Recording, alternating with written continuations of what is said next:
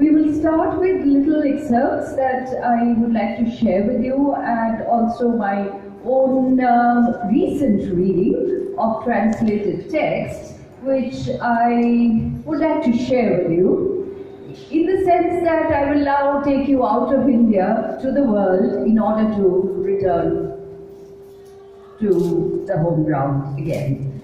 And the one text that I am thinking of right now, a text that suddenly came to my attention when I was recently invited by the Sahitya Academy in Delhi, which is their central office, and they said that I was being invited to talk about translation in a collaborative program where the Iran Cultural Center and Sahitya Academy of India were going to collaborate. I said, Iran?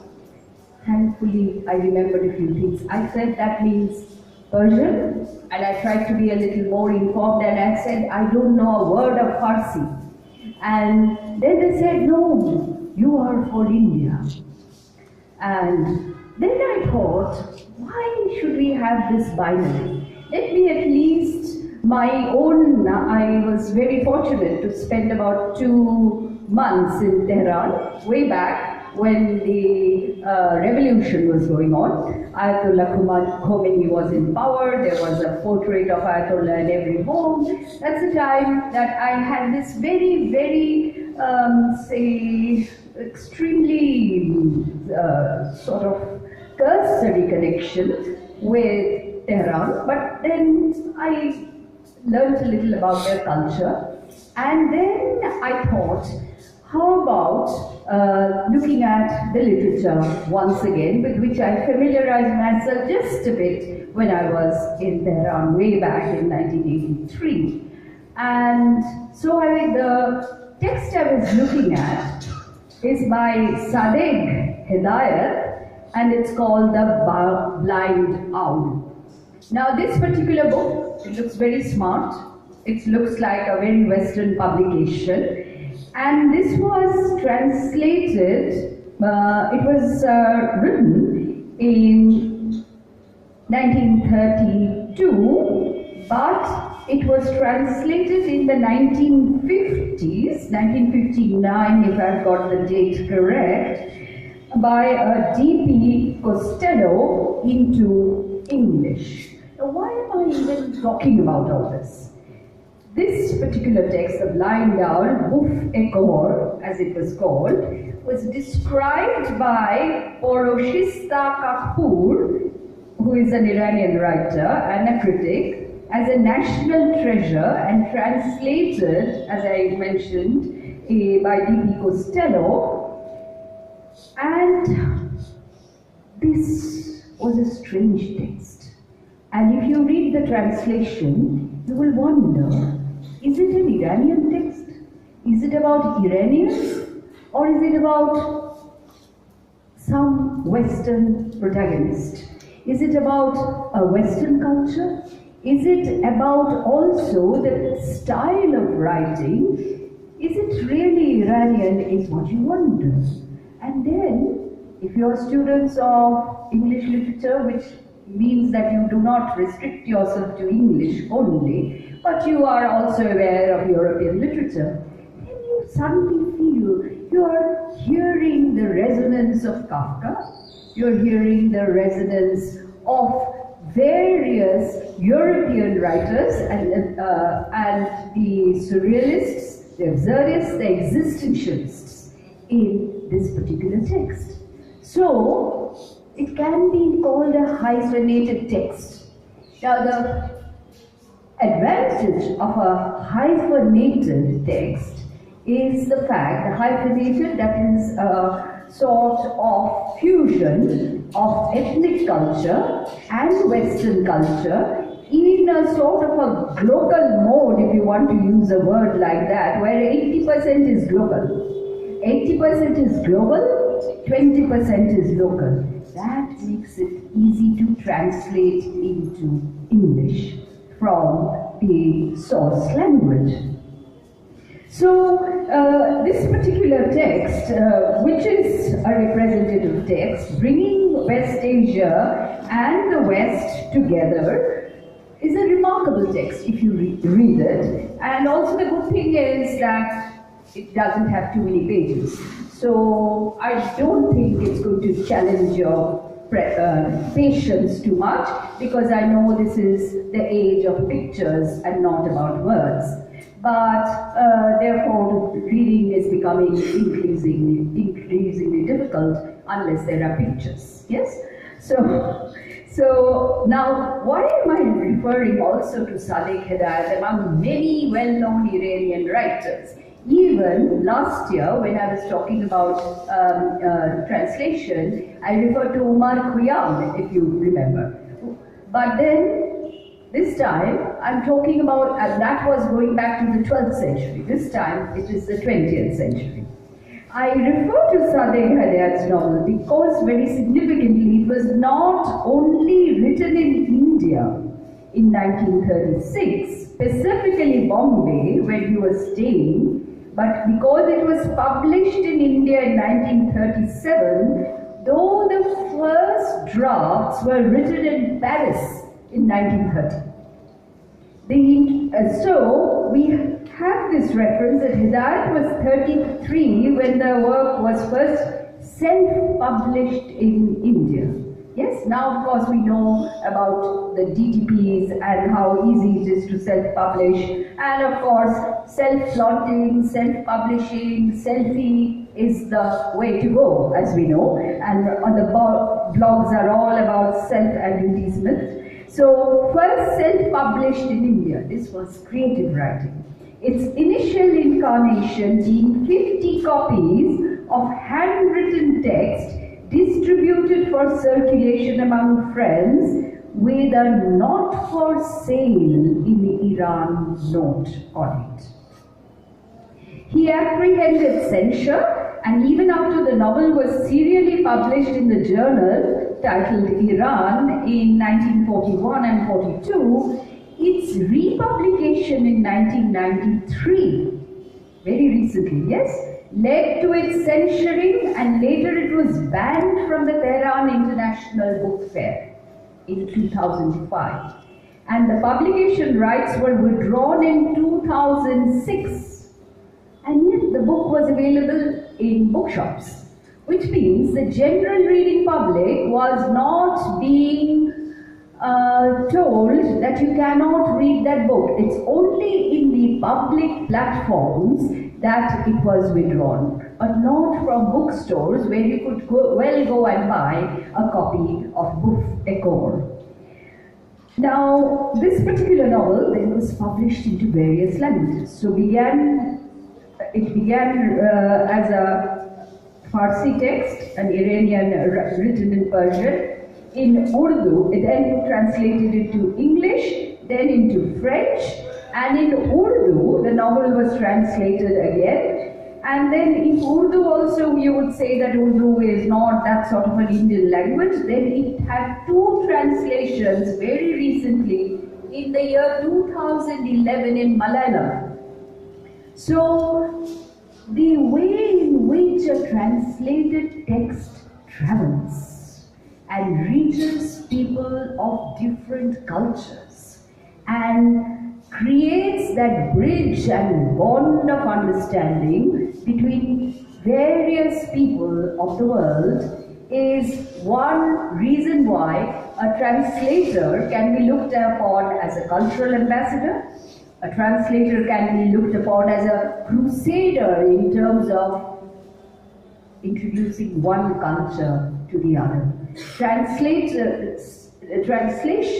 is not exclusively about linguistic excellence. Yes? So the linguistic part is important, but as you know, translation theorists, I'm sure I have got very wise students, once upon a time scholars and teachers here who will be able to give you really long lectures about the way in which translation can be looked upon as cultural transfer and cultural code switching. But what I am trying to emphasize is the fact that, however, what really marginalizes translation, and Shantan, you will recall that translation conference you had organized, everyone was lamenting, and Lakshmi Hogstrom was there. Everybody was lamenting about the fact that translators are not recognized. Yes, and very few of us really remember the names of translators. Like many of you may have read the novels of Tolstoy, but do we remember the name of the translator? Never. And we also say very proudly, we do not care who the translator was, we love the readability. Now, translators can also be transcreators, but translators can also be so very engrossed in the word, going by the letter, that sometimes the composite sense of a translated text gets lost in that foliage of putting the right word in the right place. So it's a very complex thing. Translation becomes only easy if you are translating what you have written yourself. That was the tremendous advantage Rabindranath had. Yes, Rabindranath Tagore translated his own poems, translated them, changed them, threw them around, even invented lines which were not there in the original. He did everything possible because there was no original author with a gun pointed to his forehead. Yes? So that is the only way in which that sort of a liberty, that sort of a creative freedom can be taken in translation. So translation is not so much as an art as a craft. And the translator is a fantastic tools person, a crafts person, who is able to transfer the main content and the nuances, especially if you are a literary translator. The problem with a literary translator is that you have to read between the lines. The translator of documents, you have to just translate everything, and you cannot allow your imagination to come in. Say if you're translating a book of physics, you cannot let your imagination come in and change things. Yes? So if you have to write about Einstein, if you have to write about something that is to do with a quantum theory, then you leave it like that. You suddenly don't leap out into the clouds and then go howling into the abyss. Those things cannot happen when it is a translation of a textbook. But in creative writing, sometimes there is two common ways of looking at it. One is that you have to be absolutely correct in each word you are choosing, which means that every word you are checking the dictionary to see if it's the right meaning. But the dictionary sometimes can also lead you totally astray. And so that becomes a huge problem in terms of literary translation, because there is many things which are implied, including even the body language of a particular character, a particular protagonist, which is not stated there, but you have to sense it. And whether you are going to put it into words or whether you have to stick to what is being written, these are questions that you can ask yourself when you are translating.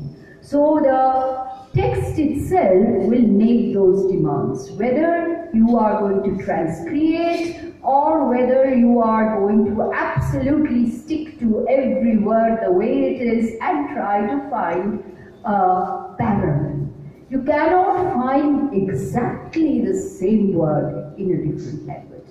The syntax is different, the language is different, the way, the rhetoric, the prosody, the entire construction process is totally different. There is no connection, say, between Hindi and Bengali and English.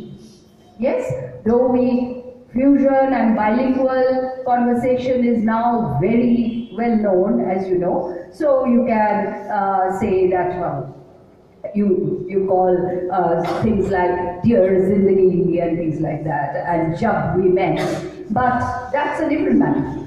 Yes? But as a translator, you cannot use that sort of bilingualism. And that bilingualism is what sometimes interferes with the flow of the translation. Unless there is a bit of dialogue where you say that, well, I watched Dear Zindagi, or I watched Jab We Met, and this is the 100th time that I have watched it. Yes? So that's a different matter. But when you are translating directly from an ethnic text, that is a text in a regional language from a developing country into a global language like English, there will not be the parallels that you might in terms of the resonance that you will find in your translation process. So, but then if you stick to it too much, then it will kill the spirit of the text, which is also known as abusive fidelity. Abusive fidelity, that is, and you know, fidelity, of course, it's a very, very gendered, sexist terms that you know about a good translation and what is in terms of the beautiful translation, and which is like a beautiful wife, and therefore infidelity and a beautiful wife go together, and fidelity and a dutiful wife go together.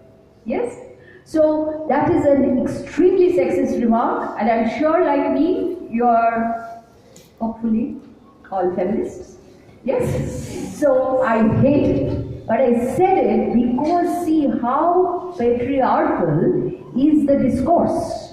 That is why, though I hate it, I'm bringing it here in order to show how in terms of sociolinguistics, how in terms of our social environment, always there is that sort of a sense of the derogatory, and the derogatory in terms of looking at gendered representations as being marginalized or objectified or commodified. And since you are translating this time to all women's writings, yes? So see the exclusivity, and yet these women's writings are all by women, or about women. Okay, so that would be an interesting study. This time you have men, last time did you have? So whether the men's approach to a depiction of a woman in a text is similar to a woman's approach. And your translation will bring it out much more clearly because you are using a set of tools which are very different from that used by the original author. Now, so the translator is marginalized. Not only marginalized, you have to make a living in adulthood. Yes? Unless, of course, you like that gendered state of being a dependent forever on somebody else. That's a different matter. But if you have to earn your own living, have such an independent income, hopefully that you have your own car and your own home, rather than all your life getting into other people's cars and other people's homes. Yes. So that is a different matter. But for that, as a translator, you need to have translation recognized as a profession, which will be one where the pay will be equivalent to that of the successful author. Now I'll give you this example. In April, I was in the London Book Fair. There, the winner of the Man Booker International Prize 2016 was awarded to the Korean writer Han Kang's novel, The Vegetarian, which is a truly exceptional novel in its blending of structure and texture. It is evocative, passionate, intelligent, and deeply sensitive. And I will not go into the merits of that particular translation. What I want to emphasize here, a significant fact to notice that the award money of this prestigious prize had been shared equally by the Korean writer Han Kang and the translator Deborah Smith. The unique feature of the Man Booker International Prize, which was introduced from the year 2016, which means that translation is now being recognized as a craft and as an art form, as a genre in itself, not as a sub-genre anymore, but a genre which requires serious engagement and requires serious recognition, and that is what has happened. And if the Man Booker Prize is awarded to everything written in English, and the English or the British are great businessmen, they know which way the trade winds are blowing. So the trade winds are pointing towards translation. Yes? So wonderful to see such a group of young translators. Very soon, maybe you will get a Man Booker Prize too. Yes? If you try hard enough. Now, is it time to finish? Okay. Oh, that's great. From Bangla. Okay, I'll refer to it later. All right. Now, what is remarkable in terms of this person, Deborah Smith, who translated this particular novel, The Vegetarian, she's an English woman. She took just 3 years to learn Korean and then to translate. So she's not a native user of the Korean language. She has learned it like Radice, translating from Bengali into English. Similarly, we find that Deborah Smith, just 3 years of instruction in Korean, and she was able to write the way to translate the way she did. If you look at this particular novel too, as the other one, The Blind Owl, that is Sadiq Hidayat's novel, once again we look at a hyphenated text, culturally hyphenated. So this is not about rural areas in Korea. This is about Seoul. This is about one of the very, very urban, developed with all infrastructure that you can get in, say, New York or Chicago or any European countries. So there is a sense of homogeneity in the representation. That is, characters are going up the escalator, they're coming down using a lift, and then of course then you find that they live in apartments, everything is air conditioned. If they want to go somewhere, it is invariably the coffee shop. So a novel set in Chicago or a novel set in Seoul almost seems the same, but the culture is different. So in terms of the material objectification, you find that the environment is the same, but the characters. It's such a strongly patriarchal structure in Korea, and the sort of need for escape that the woman feels reminds you of the yellow wallpaper. Yes, that sort of a sense of claustrophobia. And yet they have everything. They're wearing Western clothes. They are walking off to coffee shops, doing everything that all of us dream about, thinking, now we have gone global. This is the received culture. This is the way to do. And yet, within their homes and within their minds, as you know, you can look modern, But to think like a modern person is a huge challenge. Yes? To change our way of thinking requires years and years. Yes?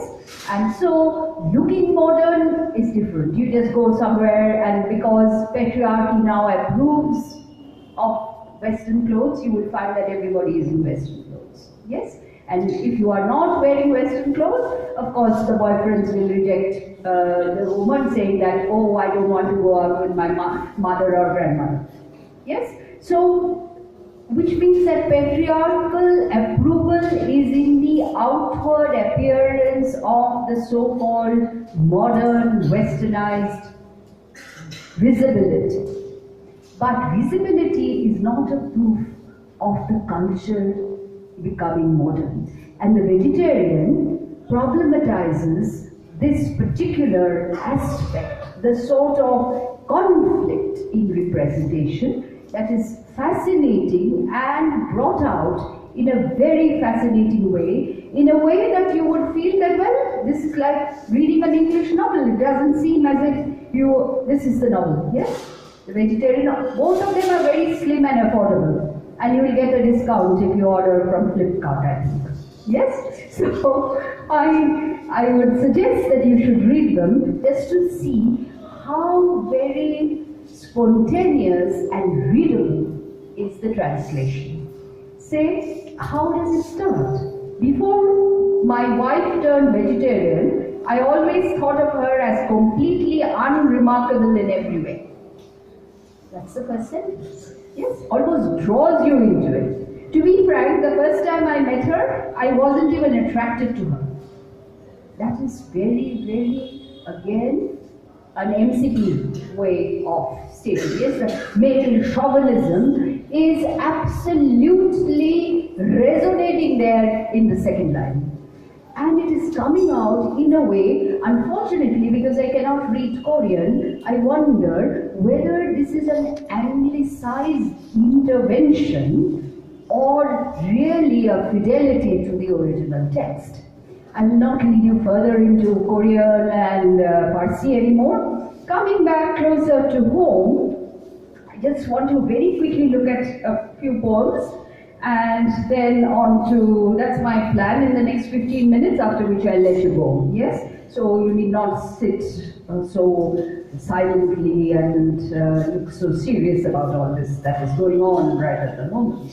So, let me see if I can find what I want to read. I'm going back because very interestingly, I find that in Bangla, you are using two texts. One is by Swarnakumari Devi's Kahake, which incidentally, Kahake was translated by Swarnakumari Devi herself in English. That has a story by itself, and I'm tempted to just recount that. When, yes? Can I finish and then you can ask me the questions? Yes? Alright. So, the excerpt from Kahake by Swarnakumari Devi, who is the elder sister of Rabindranath Tagore. Now, Swarnakumari, when Rabindranath got the Nobel Prize, she thought that Rabindranath now had a fantastic network.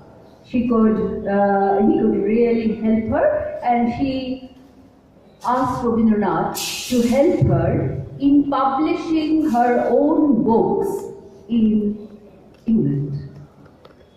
And she wanted, she had already Kahake's translation was available, translated by someone else, but she then translated Kahake and she wanted to get it published and noticed. Only getting it published doesn't help, you have to get it noticed also. And if Rabindranath who just got the Nobel Prize, was going to introduce it, of course, it would make such a lot of difference. Rabindranath, however, was not very impressed by the request of his elder sister. And he wrote to one of his British friends, saying that my sister may write to you asking for some support and help in her desire to be published in London. However, my sister has more enthusiasm than talent. Nothing could be more damning than one dismissal. Yes? And if you read Chitra Dev's book on Thakurbari on the Mohan, you will come across this particular sequence. The others are Mama Bodhini Potrika, very crucial, and of course I noticed that you have to do excerpts from that, not the entire book.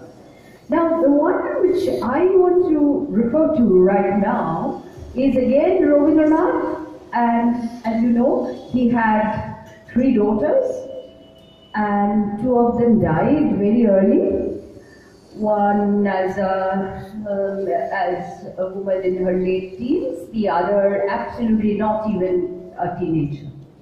So the eldest one, who was known as Madhuri Lata, whom Tagore also called Baby, was very dear to the poet's heart. But in both cases, Tagore, we will not go into that discourse, but I just want you to notice this, that Tagore, who is looked upon as an icon for feminist movements and critics, however, due to social compulsions, had to concede to giving dowries to all the 3 sons-in-law. Yes? And dowry at that time did not mean Honda City. Dowry generally meant education in the West, mostly in England. And Madhuri Lata fell ill, this is after Tagore got the Nobel Prize, fell very ill, and there would be no chance of recovery. And around that time, Rabindranath wrote a volume of poems where he was talking about the fact of women's oppression within the family. And he wrote several poems in a volume which is called Polataka. Yes? In Polataka, there's a short poem that I don't know, some of you might know by heart. I'm sure Shutapa, Karki, Noina and the others may even know them. It's the poem Hariye Jao. Yes, a short poem. I'll just read a short first stanza maybe, because we don't have that sort of time to get into this in more detail. So in Hariye Jawa, I have to translate the Bangla numeral into English to find it.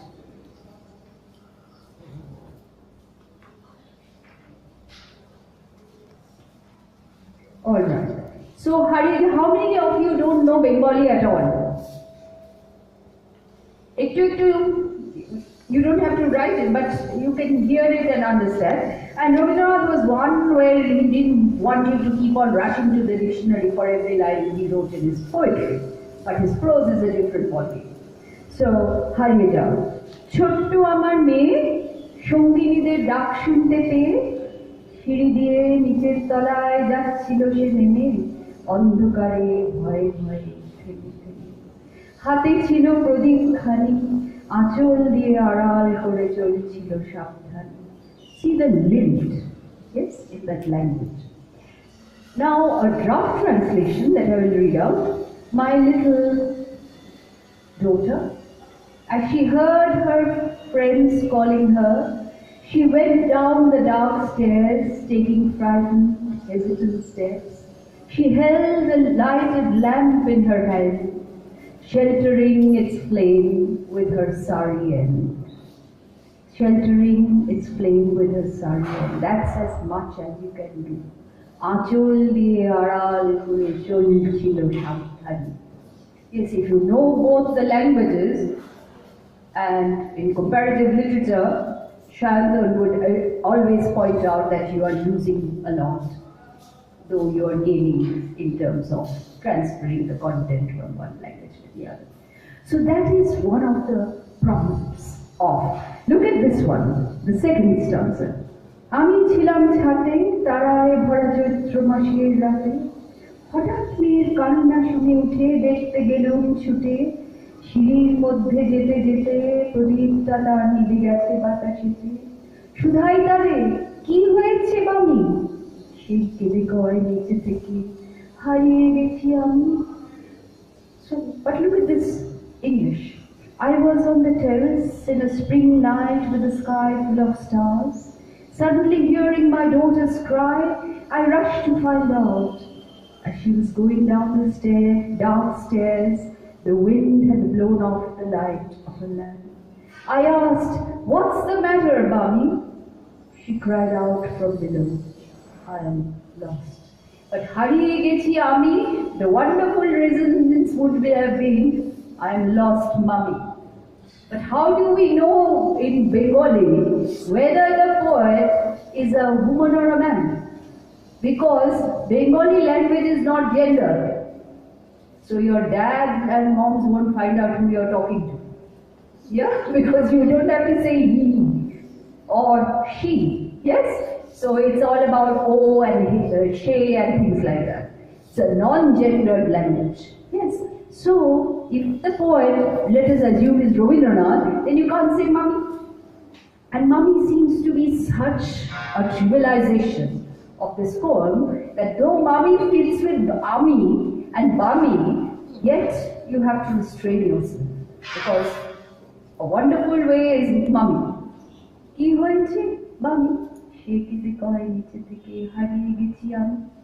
So you say, I asked, "What's the matter, Bami?" She cried out from below, "I lost Mummy." Yes, but we can't do that.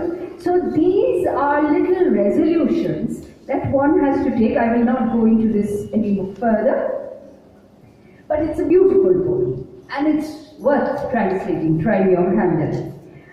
The other poem is a more challenging poem. The one I will also read just an excerpt, and I'm not doing too badly for time. Another 5 minutes I should be able to let you off. Yes? And so the next one would be Mukti. Yes? This is undoubtedly a feminist word. And Noina, did you translate it once upon a time, Mukti, or something else? From Kolkata?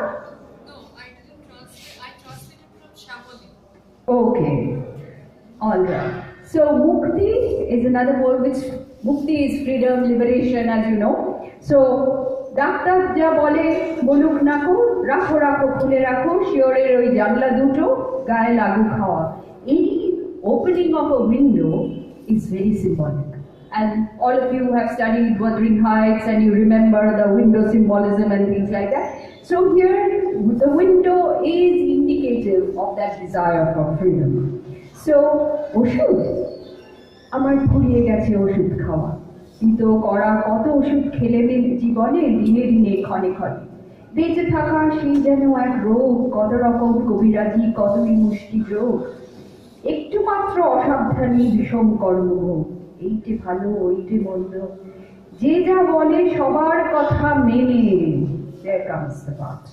নামিয়ে চক্ষু মাথায় ঘোমটা টেনে, 22 বছর কাটিয়ে দিলে মেয়ে তোমাদের ঘরে, তাই তো ঘরে ঘরে সবাই আমায় বললে লক্ষ্মী সতী ভালো মানুষ হতে।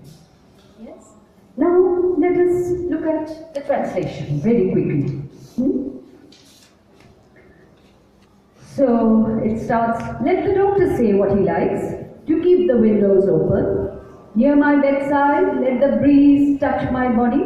Medicines? My days of having medicines are over.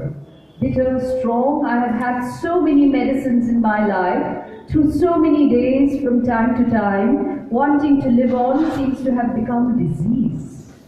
But even a little carelessness, terrible results. This is good, this is bad, having to obey everything what others say. With downcast eyes and veiled head, I have spent 22 years in your house. That's why both at home and without, everyone says I'm Lakshmi, Sati, an extremely good woman. So this is an easier poem to translate. if you notice. Yes? Because there is a sort of a linear narrative. It's a narrative poem. A poem which tells a story will be easier than a metaphoric poem. And therefore, again, in terms of the choice of subject, in terms of the choice of content, the linear narrative, the one which is telling a story, somehow becomes quite easy to translate. I will not go any further into this, but I will end with what many of the translators who are present and contributed to this book. And I said that, well, if there is not much metaphor and abstruse writing, then it is much easier to translate, and if it is linear narrative, ordinary prose, it is easier to translate. The translators, many of them are here today, including Gargi Dolapatro, and the book is Bangla Golpo Shambhoda. And if they will not be able to say with a straight face that the stories, the 34 stories here were easy to translate. And why was that? Rabindranath, in these two poems, was using a standardized Bengali, very urban Bengali. In these 34 stories, which we find that when Ramkumar Mukhopadhyay of Sahitya Academy selected this volume, we were delighted. And we thought, oh, we should be able to pull this off in the next 5 days. And a workshop was organized as the Sahitya Academy office in Diamond Harbour Road. And then we read those stories. It was like translating Bengali into Bengali. And the main reason for that was that this was about the vocabulary, the ethnic signifiers used in remote rural Bangla. In the Purulia district, in Midnapur, among the tribals, among people who are so much a part of us, and yet their language would be inaccessible to us. And then, of course, we felt so superior as we charged up to the secretary's office and demanded dictionaries. He said there must be dictionaries where we can find corresponding words which would lead to us understanding what this was, what these particular expressions meant. And then we noticed that so much work needs to be done in terms of translating the dialects, the forgotten languages, some of those phrases which still are present in our modern use of the language. These are phrases that have come through time, and then there is nothing like an etymological dictionary. There is nothing like a dictionary that is addressing the dialect of the rural areas. And mostly being students from the English department, we felt so superior. And we said, without these dictionaries, what we can do is a dance of approximation. Translation is a dance of approximation according to Ketuli Kushari. But here, this dance could have become a tandava. Yes, unless, however, we found that Ramkumar became very apologetic, and he called in some of the authors. And the authors came and spoke to the translators. It was a great opportunity. And the authors came and spoke to the translators, and therefore it was possible to translate this book, which again led to, let me show you this physically. Sometimes, you know, you want to be a goddess or something, to have more than 2 arms.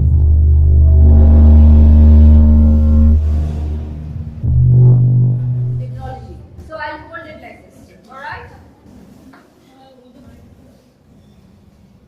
So this was the Bangla book. Do you notice that the English book is a little thicker than the Bangla ones? Do you think that these translators have been much more creative, that they put in their own ideas into those stories and were reinventing those stories or reinterpreting them? No. If you notice that mostly in our regional writing, the original text, the use of words in the original text, especially the use of the juktakkor in the original text, makes the text in terms of number of words far more compact. And in English you are using a lot of monosyllabic and also disyllabic words much more in order to explain a particular sequence easily. Not that it happens all the time, but it does happen, and the proof, the physical proof of that is the difference in terms of the two. If you look at the font size also in the two books, you will notice that there is also a difference in the use of font size.